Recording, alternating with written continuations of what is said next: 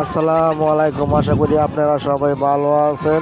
আমাদের পাখিপথ চ্যানেলের পক্ষ থেকে আপনাদের সবাইকে অনেক অনেক স্বাগতম। দেখুন, আমাদের গ্রামের বাড়িতে কিছু গুল্লা কবুতর মুক্ত অবস্থায় আমরা ছাদের উপরে কিছু দান দিয়েছি। দেখুন কত সুন্দর করে মজা করে খাচ্ছে।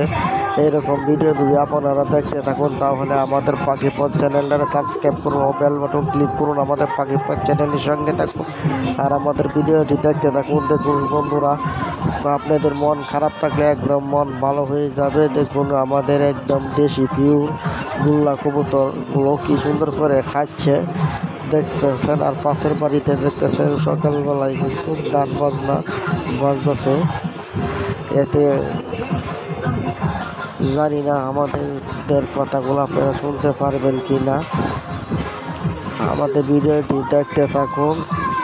পাশের বাড়িতে একটি অনুষ্ঠান চলছে, দেখতে পাচ্ছেন আপনারা বন্ধুরা। বক্সের আওয়াজ কিন্তু আমাদের কাছে আছে। আমাদের পাখিগুলো কিন্তু অনেক ভয় পাচ্ছে গানের বাজনা ইয়েতে ভিডিও, কিন্তু আমাদের পাখিগুলা মোবাইলের সামনে আসতেছে না, ভয়েতে উড়ে যাচ্ছে।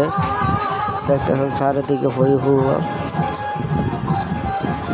দেখতে থাকুন আমাদের ভিডিওটা।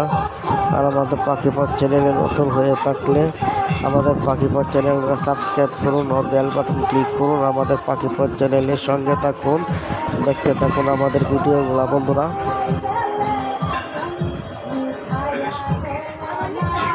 মাশাআল্লাহ, আমাদের কবুতরগুলো অনেক সুন্দর, অনেক পিওর, আপনারা দেখতে পাচ্ছেন বন্ধুরা। আর আমাদের পাখিপথ চ্যানেলের সঙ্গে থাকবেন। আর আমাদের এই চ্যানেলে বিভিন্ন রকম কীভাবে পশু পাখি পালন করতে হয় বিস্তারিত আমরা এই চ্যানেলের মাধ্যমে তুলে ধরি।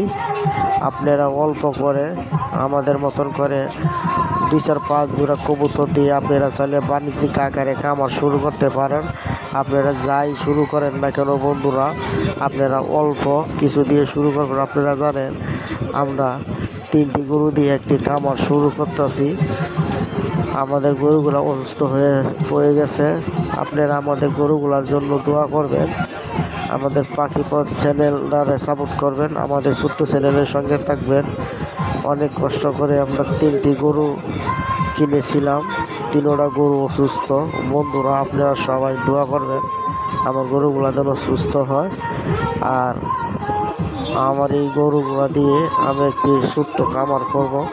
আমি কীভাবে লালন পালন করি আমাদের চ্যানেলে সাবস্ক্রাইব করে রাখবেন। আমার সেই গরুগুলো দেখতে পারবেন। রোজাইতে গরুগুলো কিনেছিলাম 2024 সালে।